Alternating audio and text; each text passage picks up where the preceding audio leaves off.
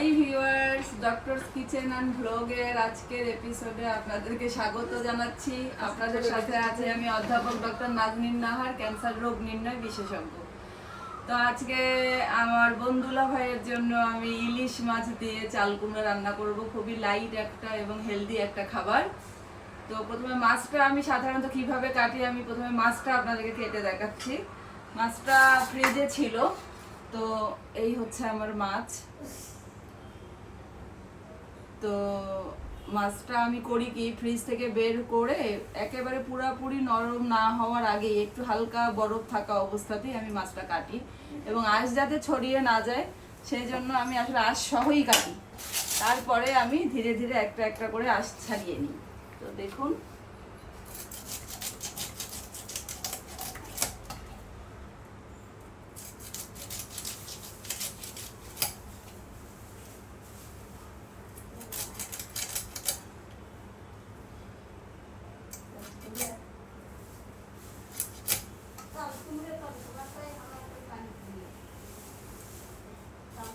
এই কথা বন্ধ, ভিডিও করতেছি না। খুব জ্ঞানী জ্ঞানী মানুষ আমার বাসায় থাকে।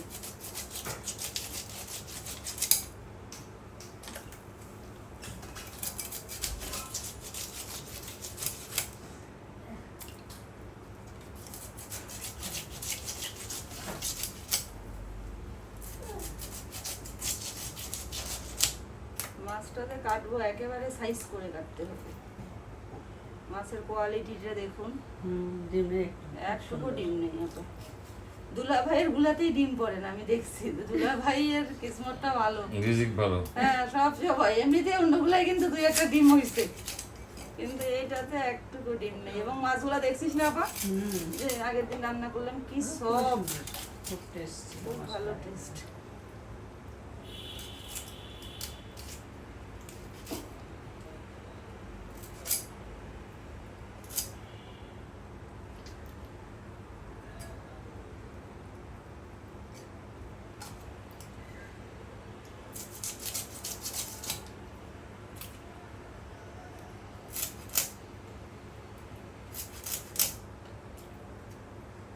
আমার মাছ কাটা শেষ, এই জন্য এভাবে আমি কাটি যে একটা আঁশও বাইরে ছিটাবে না। আর ইলিশ মাছের আঁশ ছাড়ানো খুব একটা কঠিন বিষয় নয়। তো আমি এখন আঁশটা একটু আপনাদেরকে তুলে দেখাচ্ছি। এইভাবে যদি এখন খালি একটু এই আস্তে আস্তে করে ধরলেই কিন্তু আঁশটা কিন্তু উঠে যাচ্ছে। তো এত তাহলে যদি এমনিতেই আমি আঁশগুলো ছড়াতে যেতাম, চারপাশে ছিটিয়ে যেত। আমাদের রান্নাঘর তো ছোট না, সব এভারেজেই তো ঢাকা শহরে, আর গ্রামের মতো রান্নাঘর না যে উঠানে মাছ নিয়ে বসলাম, সুন্দর করে সবগুলো আমরা আঁশ ছাড়ালাম। এভাবে ছিলালে আসলে সুন্দর হয়, মাছটার কোয়ালিটিও কম্প্রোমাইজ হয় না।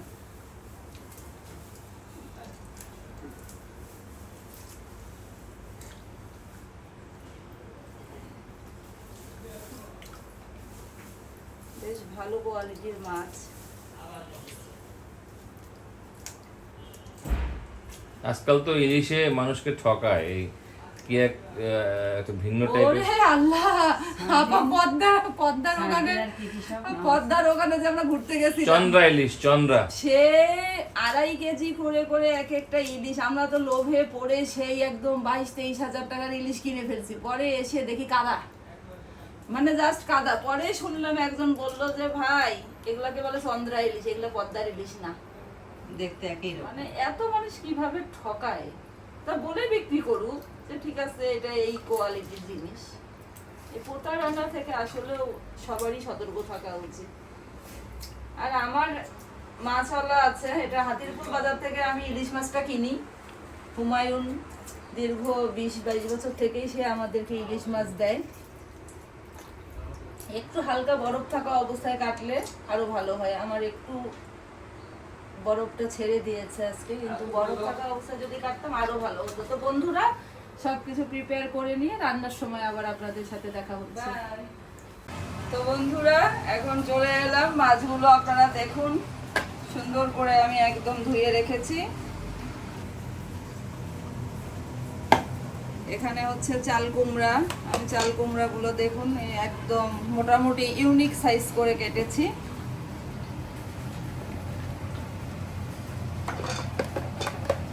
আমি আপনাদেরকে একবারে 3টা রান্না আজকে দেখাচ্ছি।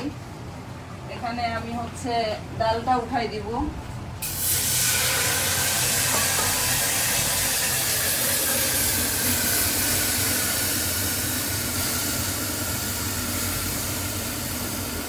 প্রথম পর্যায়ে ডালটা শুধু আমি প্রেসার কুকারে সিদ্ধ করব। সিদ্ধ কিভাবে করছি এটা আপনারা ডেকচিতেও করতে পারেন, কিন্তু আমি যেটা দেখাচ্ছি যে প্রেসার কুকারে রান্না করানোটাই আমি দেখাচ্ছি।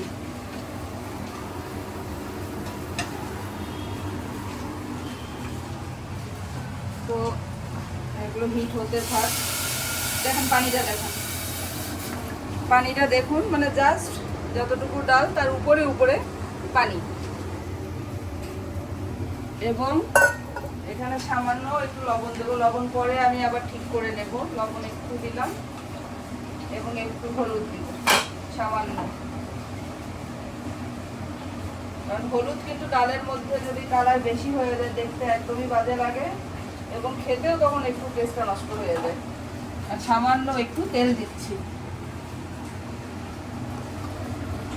সামান্য।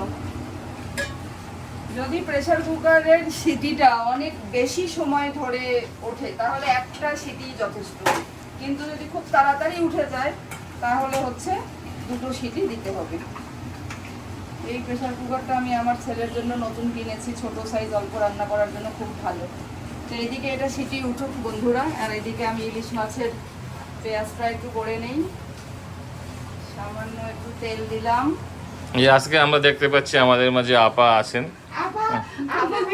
আপার এতক্ষণ কোনো দেখা ছিল না, সে যখনই ভিডিওর সাউন্ড শুনতে পেল সে আমি দেখি দৌড় দিয়ে এসে সে এক কোণার মধ্যে সে জায়গা করলো। এখানে বেশি পেঁয়াজ আমি দেব না, এই পর্যন্ত, কারণ আমি বাটা পেঁয়াজটা ইলিশ মাছে আমি দিতে পছন্দ করি, দিতে হয়, কারণ ইলিশ মাছটা তো খুব তাড়াতাড়ি সেদ্ধ হয়ে যায় আপনারা জানেন। তো তাড়াতাড়ি সিদ্ধ হলে তো পেঁয়াজটা ম্যাশড হওয়ার আর টাইম পাবে না, সেই জন্য বাটা পেঁয়াজ আমি খুব কম রান্না ইউজ করি। যেমন হচ্ছে আপনার কি বলে চিংড়ি মাছের মালাইকারি এবং ইলিশ মাছ, এই দুটাতেই আমি মূলত এই বাটা পেঁয়াজটা ইউজ করি। তো এখানে পেঁয়াজটা ভাজা হতে থাকবে, একটু হালকা ভাজা, আর এদিকে হচ্ছে আমার ডালটা শীষ উঠতে থাকবে। আমি তার মধ্যে ঢেঁড়স কেটে দেখাই আপনাদেরকে। এটা হচ্ছে আমার গাছের ছাদ বাগানের ঢেঁড়স। আমার যে বানুবু আছে, আমার হোম হেল্পার, সে হচ্ছে 7 সকালে উঠে কেটে নিয়েছে। আমি তুই আগে কাটলি কেন, আমি ভিডিও করতাম, আমার গাছ থেকে দেখাতে কাটতে করতাম, কোনো কথা নাই বার্তা নেই। ও উঠে নিয়ে আসছে আগে, আমি বললাম যাইতাম। ঢেঁড়সগুলো কেমন দেখছেন? একদম করছে সুন্দর, বেশি চিকন করবো না আপা, বুঝছি, এইভাবেই ভালো লাগবে। ঢাকার জাকির সাহেব খুশি হবে এটা, এই রসটা খাইলে। একদম লাইট করে করে দেবো দুলা ভাইয়ের জন্য। করছি বড়গুলো নরম, বেশি শক্ত হয় না। এগুলো ধুয়ে রেখেছে আমার বানুবু, আমার যে কিচেন হেল্পার। এবং এই ঢেঁড়সগুলো যেহেতু নিজেদের গাছের, এই গন্ধটাও কিন্তু স্পেশাল, মানে এই গন্ধটা, কি যে ঢেঁড়সের একটা গন্ধ আছে কিন্তু, ঢেঁড়সেরই গন্ধ। চাল কুমড়া যে খাইলেন সেটার কথা বলেন। অসাধারণ। সৌজন্য রাখবো আপা, চাল কুমড়া এখনো 3টা গাছে বলকে, আছে, এখনো চাল কুমড়া আছে গাছে, 3টা বলকে চাল কুমড়া একদম ডাইল হয়ে গেছে। আমি তো আহাম্মক হয়ে গেছি রান্না করতে গিয়ে। গাছের জন্য করছি, মাশাআল্লাহ। সিদ্ধ হয়ে যায়, কেনাটা তত ভালো হয় না।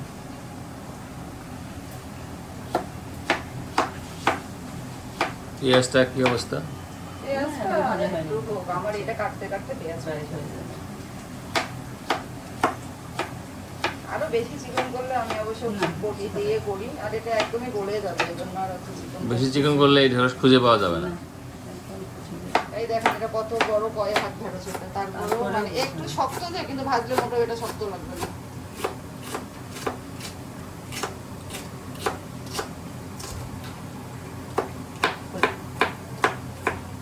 সমস্যা নাই, করলেই তো হলো। আমার স্পুন রেস্টটা দেখছেন সৌজন্য রাব্বা? হ্যাঁ, নতুন নাকি এটা? না না ইউজ করি না, থাকে থাকে বিভিন্ন ইউজ করি, তো কম ইউজ করা যায়, লালটা বেশি ইউজ করি।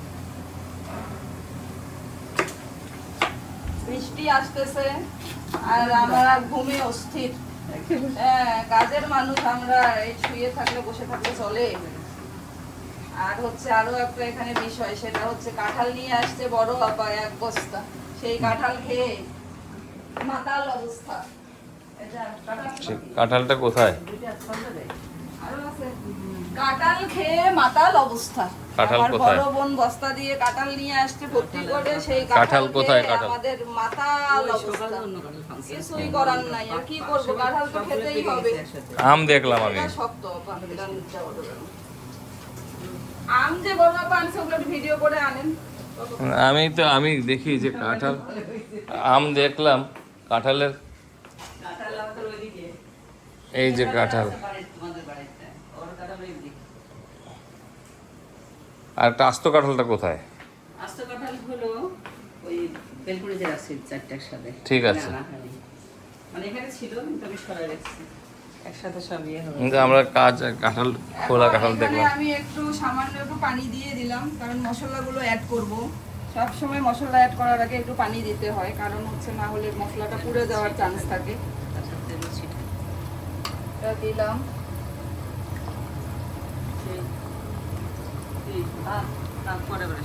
সামান্য একটু মরিচের গুঁড়া, লাইট করে রান্না করবো এটা আমি। এটা মরিচ একদম খালি জাস্ট শুধু সিম্বলিক, ঝাল হবে না। এবার আমি এই যে পেঁয়াজ বাটা দিচ্ছি 2 চা চামচ পরিমাণ দিলাম। দেখি আমার সবসময় একটু এক্সট্রা হয়। সামান্য একটু জিরা বাটা দিব।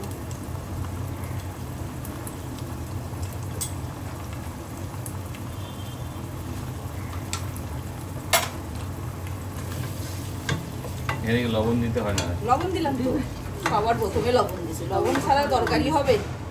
নুনের মতো ভালোবাসা করেন না, জানেন না? হলুদ দিস না, হলুদ দিব পরে।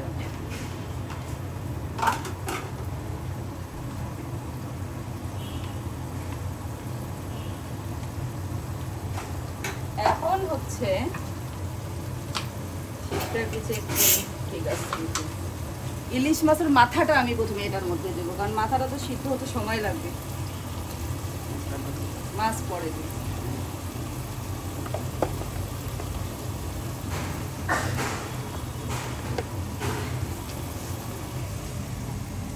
মাছগুলোর কোয়ালিটি বেশ ভালো। খেয়ে দেখছেন না? দেখি বিচিটা তুলে ফেলি, ঢেঁড়সটা তুলে ফেলি।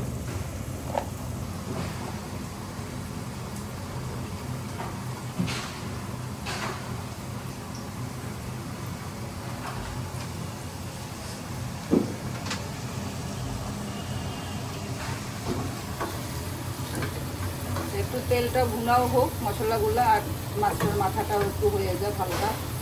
আর এখানে এখন আমি চাল কুমড়াগুলো অ্যাড করে দিচ্ছি। চাল কুমড়া আপনারা পানিতে সিদ্ধ করে, একটু সিদ্ধ করেও দিতে পারেন, তো তাতে করে তো কিছু পুষ্টিগুণ নষ্ট হয়। সেজন্য আমি এভাবে করার চেষ্টা করি যে এখানে একবারে দিয়ে দিলাম। এটা সিদ্ধ হোক, সিদ্ধ হতে হতে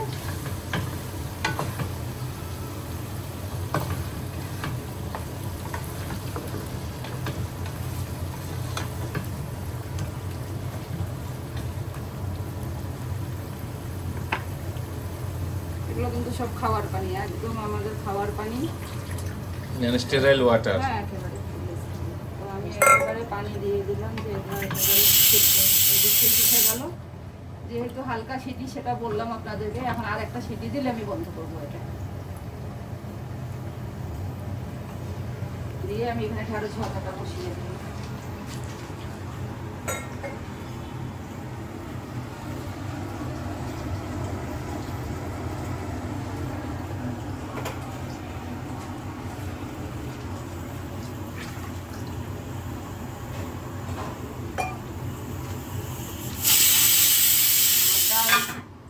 বয়েল শেষ। এটা কোয়ালিটিটা খুব ভালোই, বেশি সুন্দর, খুবই ভালো লাগছে। মানে স্টেলাইজারগুলো যেমন না, স্টেলাইজারগুলো সেরকম। আর এমনি যে নর্মাল ইয়েগুলো, আমি ঢেঁড়স ভাজাটা দিচ্ছি। ওই তালের ইয়ে বের হয়ে যাবে।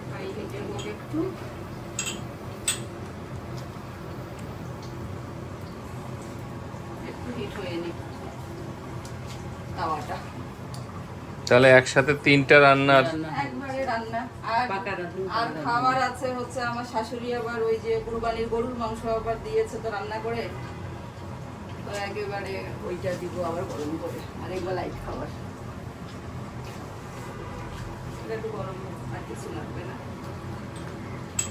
তো আমার মা তো আসার কথা আসবে? 3টার সময় কচু শাক ডেলিভারি দিতে, আর উনি স্টে করবে না। কিন্তু আপনি যে রেসিপিটা বললেন ওইটাই ওইটাই কি করা করতে আছে। পারবেন? ওইটাই নাকি করা আছে। মানে করা আছে, ও নিয়ে এসছে ব্রাহ্মণবাড়িয়া থেকে, শুধু সাপ্লাই সাপ্লাই। আর দেখো কি ভাগ্য, হ্যাঁ ওইটাই নাকি রেডি আছে। আমি বলতেছিলাম শুধু আপাকে যে ওইটা খান।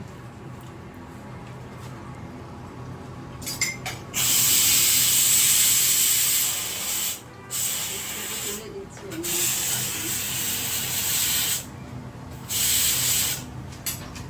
সিমের বিচি দিয়ে রান্না করছে একেবারে? হুম। পেঁয়াজটা এখানে ভাজবো হালকা করে, পেঁয়াজ আমি একটু বেশি দিব, পেঁয়াজ ভাজাটা একটু ব্রাউন ব্রাউন হলে খুব ভালো লাগবে খেতে ঢেঁড়সটা।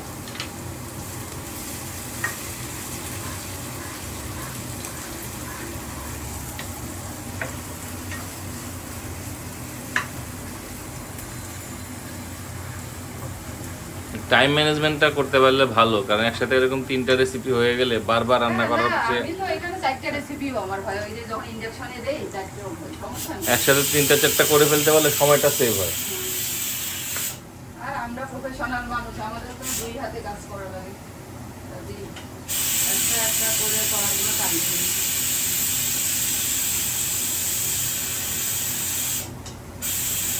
দুটোর মধ্যে যদি ইনজেকশন এটা কম থাকে না। কমানো আছে বোধহয় এটা। গ্যাস গ্যাসের চাপ কি ঠিক আছে? না, গ্যাসের চাপ একটু কেন যেন কমই লাগতেছে আমার কাছে। আমি তো কালকে তো এরকম কম ছিল, বুঝছিস? সামান্য, এরকম তো হয় না কখনো। না, কিন্তু আজকেও কিন্তু গ্যাসের চাপ হতে পারে না। হ্যাঁ, একটু মানে হালকা। কখন ইয়ে হয়ে যায় না, একটু হালকা। এদিকে যাওয়ার সাথে সাথে হয়ে যায়।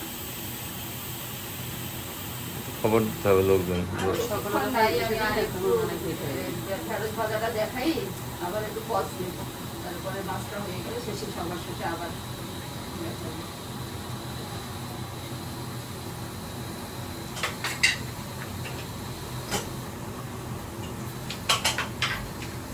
যে হিট দিচ্ছেন ওই হিটে তেল একটু লাগবে। কি হলো ওখানে? এটা দেখায়েন না ভাই, দেখায়েন না। এটা হলো সিক্রেট রেসিপি। কিছু সিক্রেট হয়ে যায় না, কিছু মিসিং হয়, কিছু সিক্রেট হয়, সেগুলো তো দেখানো যাবে না। ক্যামেরাম্যান তো মহা ভেজালের লোক, কিন্তু রসুনটাকে রেডি করে গেছে। গোপন গোপন জিনিস যদি দেখা দেয় তাহলে তো পরে বিশাল অবস্থা। গোপন জিনিস মিস্টেক করে গেছে। আমাদের মিস্টেক আমরা কভার মারতেছিলাম, আর সে হচ্ছে ঠুস করে দিল দেখায়।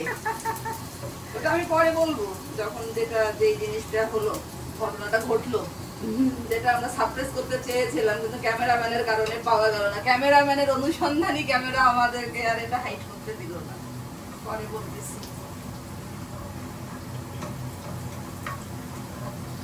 এটা একটু বাদামি বাদামি ভালো লাগবে এখন।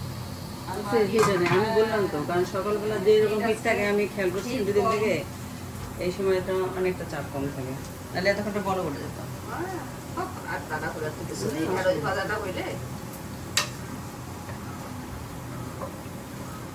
প্রেসার কুকারটা আর একটা শীষ দিতে হবে। আমি দেশি রসুনটা দিয়েছি, বড় মোটা রসুন, চাইনিজ রসুন সেটাও দিতে পারেন। রসুনটা আমি স্কিপ করে গিয়েছিলাম, আর ডালটা একটু কম সিদ্ধ হয়েছে, কাজে ওই রসুনটা দিয়ে আমি আরেকটা শীষ দিয়ে দেব। এটা হয়ে গিয়েছে, এখানে 2-3টা হালকা কাঁচামরিচ একটু হালকা ভেজে নিই।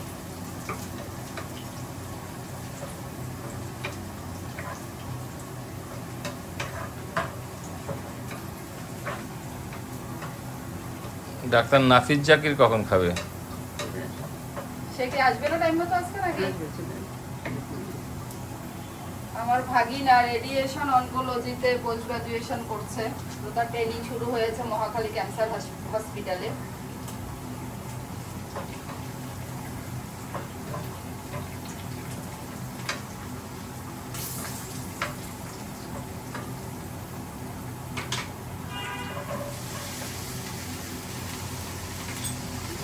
দিয়ে দিলাম।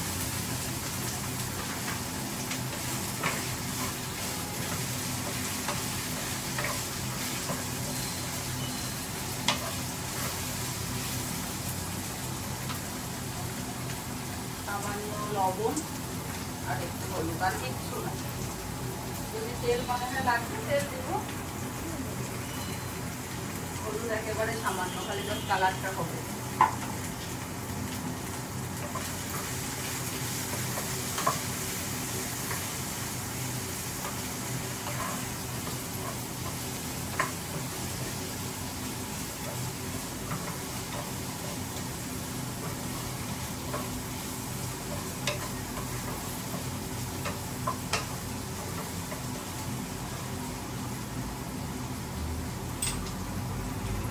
সামান্য একটু তেল দিয়ে রাখি, হালকা ভাজা আমাদের ভালো ভাজবে, আবার তেল আর একটু দিই।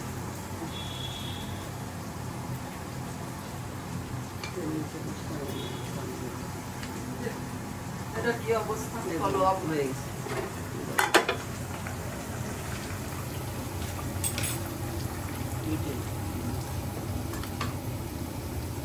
কোয়ালিটি কেমন না, সিদ্ধ হোক, সমস্যা নাই। ওই মাথাটা তো মোটামুটি সিদ্ধ হয়ে গেছে, মাথাটা এখন একটু তুলে রাখিস, চাল গুঁড়াটা সিদ্ধ হোক।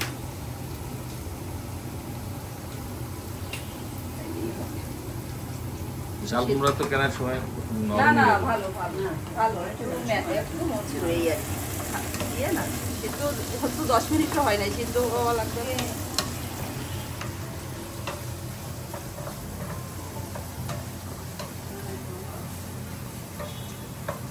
এটা একটু আস্তে জালে এভাবে হোক, জালটা একটু কমাই দিলাম, সোজা নৌকা এটা হোক, আর একবারে ফাইনালি ওই ডালের ইয়ে শুরু তাহলে? হয়ে যাবে। এই রান্নাটা কমপ্লিট হোক, এটা কমপ্লিট হোক, ডালটা যখন বাগার দেবে তখন দিয়ে শেষ।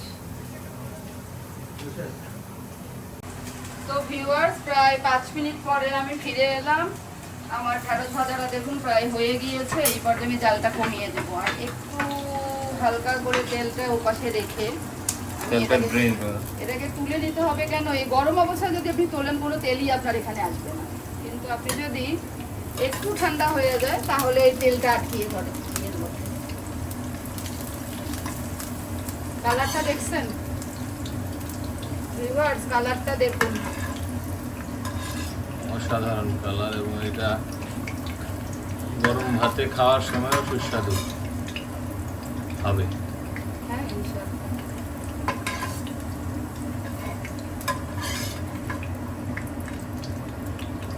পেঁয়াজটা একটু হালকা ভেজেছিলাম, কারণ আমি জানি যে এটা এখানে ভাজতে ভাজতে আর একটু ব্রাউনিশ হবে। খুব সাবধানে, কারণ নন স্টিকি ফ্রাই প্যান এগুলোর মধ্যে চামচের খোঁচা লাগলে স্ক্র্যাচ পড়ে যাবে। তৈরি হয়ে গেল আমার ঢেঁড়স বা ভেন্ডি ভাজা। আপনারা নিজেরাই দেখুন কালারটা কি রকম এসেছে।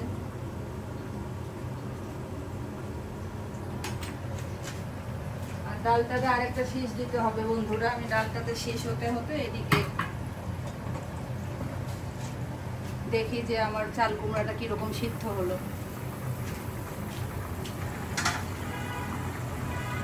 আমার একটা স্কোপ আছে, স্কোপ দিয়ে সবসময় আমি দেখি, ওই তুলে আবার দেখা কষ্ট, একটা স্কোপ দিয়ে দেখি। 70% হয়ে গেছে। খুব বেশি সিদ্ধ করব না, কারণ পরে গলে যাবে। অত বেশি সিদ্ধ করলে দ্বিতীয়বার গরম করতে গেলেই গলে যাবে। লবণটা টেস্ট করে নিই একটু। ঠিক আছে, এখন আমি মাছগুলো অ্যাড করবো। একদম পাতলা ঝোল, মানে এটা যে এত হেলদি খাবার।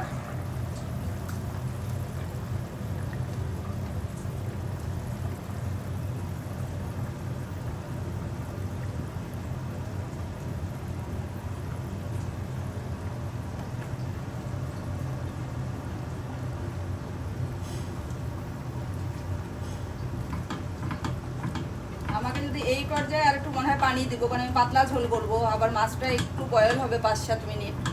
তো এই পর্যায়ে এসে আমার যদি মনে হয় যে আমি একটু পানি দিব, তাহলে আমি এখন কিন্তু আর কাঁচা পানি দিলে হবে না, এখন আমাকে এখানে গরম পানি দিতে হবে। এই জন্য পানি আমি ফুটিয়েও রেখেছি, গরম পানি, খাওয়ার পানিই দিয়েছি এখানে। বারবার এই জিনিসটাকে আমি আসলে এমফাসাইজ দেওয়ার চেষ্টা করি যে আসলে রান্নার যে পানি সেটা যদি স্টেরাইল না হয়, বিশুদ্ধ না হয়, তাহলে এটার চেয়ে ঝুঁকিপূর্ণ আর কিছু হতে পারে না। অনেকের ধারণা যে যেহেতু চুলায় রান্না হচ্ছে এমনিতেই তো পানি বয়েল হয়, অতএব আলাদা করে ফুটানো পানি রান্না ইউজ করার কি দরকার, এরকম একটা প্রচলিত ধারণা কিন্তু আছে, ঠিক কি না? এটা তো প্রচুর। আমার বান্ধবীর কথা বলেন, নাম না নিয়ে বলেন না কি অবস্থা বান্ধবীর আমেরিকা থেকে। হ্যাঁ, আমরা শুনলাম ডক্টর নাজদিনের এক বন্ধু প্রবাসী ইউএসএ তে থাকেন, তিনি তার বাচ্চাদেরকে নিয়ে এসে প্রথম দুদিনেই পেটের পীড়ায় আক্রান্ত হয়ে গোটা ফ্যামিলি এখন অসুস্থ এবং দুজন হাসপাতালে। শুধুমাত্র পানি, পানিটা তো মেনটেন করতে হবে।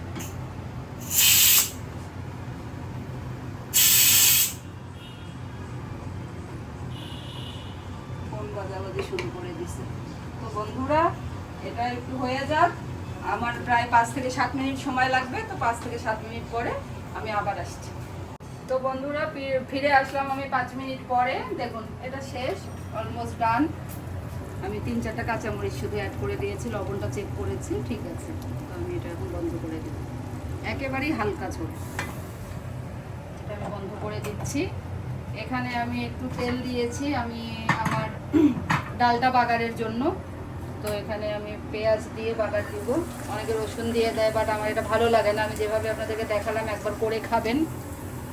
আর এইদিকে দেখেন সজনে লঙ্কা, এটা হচ্ছে, এটাকে কি বলেন আপনারা? ডাল ঘুটনি, ঘুটনি বলে নাকি? ডাল ঘুটনি। এটা অবশ্য এত ভালো কোয়ালিটি পাওয়া যায় না, এটা আমার মা বাবা আমাকে দিয়েছিল বাসায় বানানো। করলাম, এখন থিকনেসটা অ্যাডজাস্ট করব, আমি কিরকম ঠিক চাচ্ছি ডালটা সেই অনুযায়ী আমি হচ্ছে পানিটা অ্যাড করব। গরম পানি দিচ্ছি।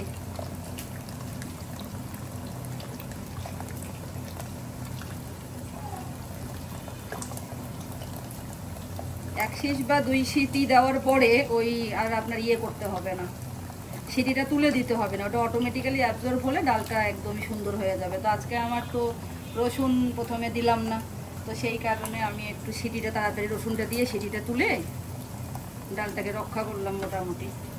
তো এরকম তো অ্যাডজাস্টমেন্টের মধ্যেই আমাদেরকে থাকতে হয়। কোনো কিছুই ইউনিক হবে না, কোনো কিছুই সবসময় পারফেক্ট হবে না।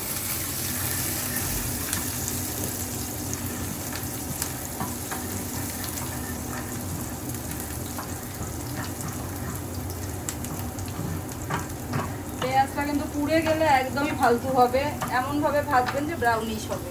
এখানে আপনি চাইলে রসুনের যে কুচি যদি স্লাইস করে দিতে চান দিতে পারেন, বাট আমি দেই না, কারণ রসুনটা তো আমি সিদ্ধ করার সময় দিয়েছি। ডালের যদি কোনো ধরনের ডালের একটা অনেক সময় গন্ধ থাকে, সেটা মানে কাঁচা কাঁচা গন্ধ, সেটা চলে যাবে রসুন দিলেই। তো রসুন তো আমি দিয়েছি প্রথমে, কাজে এখানে আমি আর রসুন দিব না। আপনারা 5 ফোড়ন এখানে চাইলে দিতে পারেন, তেলের বদলে আপনারা এখানে চাইলে একটু ঘি দিয়ে বাগার দিতে পারেন।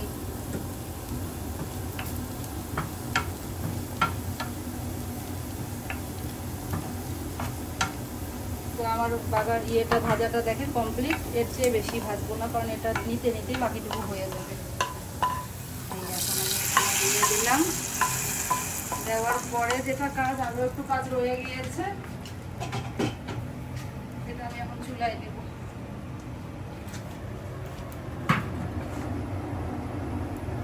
চুলায় দিয়ে আমি আগে লবণটা চেক করব।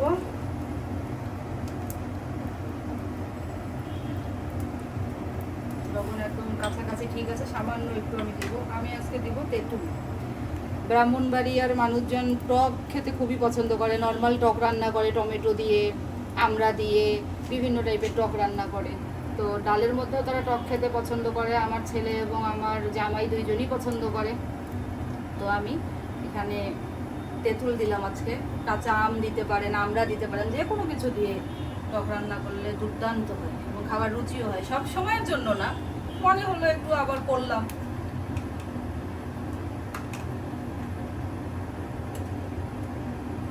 একটা জাস্ট বলক উঠে গেলেই নামাই ফেলবো, খুব বেশিক্ষণ জাল দিব না, কারণ ওই গরমে গরমেই তেঁতুলের টকটা ধীরে ধীরে ছেড়ে দিবে।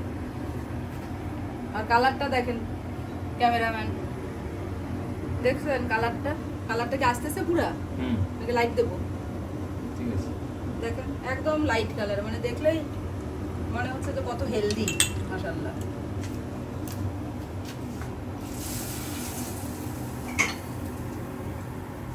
বলকটা উঠলেই আমি এটা বন্ধ করে দিই।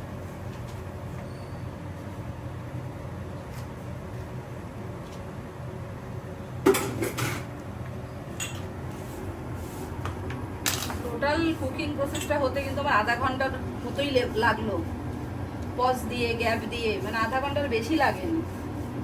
তো এরকম ফ্রেশ ফ্রেশ খাওয়া যায়, এই খাবারগুলো একটু ফ্রেশ খাওয়ার চেষ্টা করা। আমি যদি আধা ঘন্টাও সময় পাই আমার ডিউটির ফাঁকে, আমি আসলে রান্না করতে পছন্দ করি। তো এই যে বলক উঠে গেছে, আমি এখন বন্ধ করে দিচ্ছি, কাজ এখানে শেষ বন্ধুরা। তো বন্ধুরা, তিনটি রান্না আপনাদেরকে খুব সহজে আমি দেখালাম, বাসার মধ্যে ট্রাই করবেন, নিজের স্বাস্থ্যের দিকে খেয়াল রাখবেন, হেলদি খাবার খাওয়ার চেষ্টা করবেন, ফুড গ্রেডের জিনিসে রান্না করা থেকে শুরু করে পরিবেশন একটু চেষ্টা করবেন। তো সবাই খুব খুব ভালো থাকবেন, ক্যান্সার মুক্ত থাকবেন, ডায়াবেটিস মুক্ত থাকবেন। সবাইকে অসংখ্য ধন্যবাদ। আল্লাহ হাফেজ।